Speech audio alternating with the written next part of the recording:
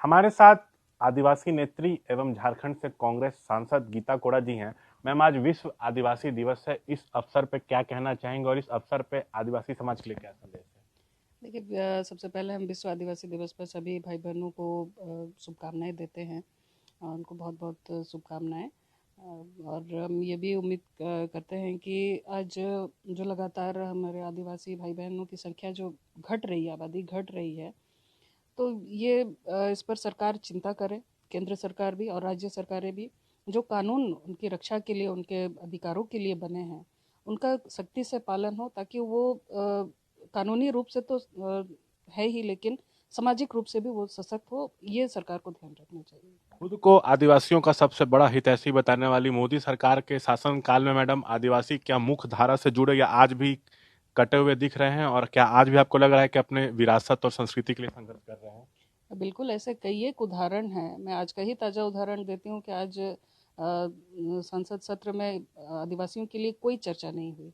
आदिवासी दिवस की शुभकामनाएं नहीं दी गई। आज एक बिल पास हुआ एसटी एससी ओबीसी वाली, उस पर कोई चर्चा परिचर्चा नहीं। तो ऐसे में हम कैसे विश्वास करें कि ये सरकार, भारतीय जनता पार्टी की सरकार, मोदी सरकार, ये आदिवासियों के साथ है या उनके लिए सोच रही है।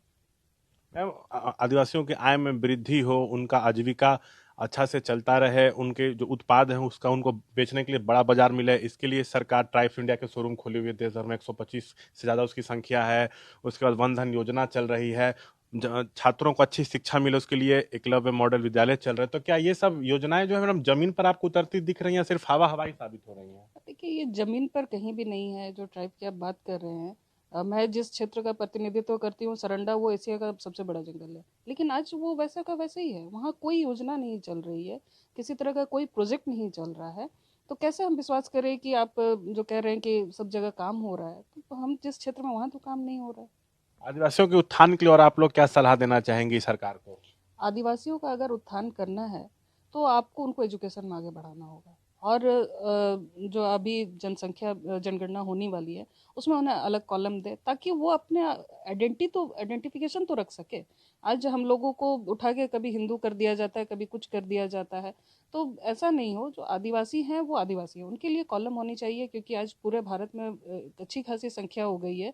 ये सरकार गलत फीडबैक दे रही है। आप जनगणना तो करिए, तब आपको पता चलेगा कि इस पूरे भारत में कितने आदिवासी हैं। तो इसलिए इसका अलग कॉलम होना चाहिए। ये पिछले कई वर्षों से लोग डिमांड भी कर रहे हैं, और हम भी इस बात को रखना चाह रहे थे आज लोकसभा में, लेकिन चल नहीं पाया। लेकिन मैं कोशिश कर रही हूँ कि जब भी मुझे मौका मिले, मैं इस बात को जरूर रखूँ। धन्यवाद। तो ये थी हमारे साथ बातचीत करते हुए गीता कोड़ा। दिल्ली से ईटीवी भारत झारखंड के लिए मैं शशांक कुमार।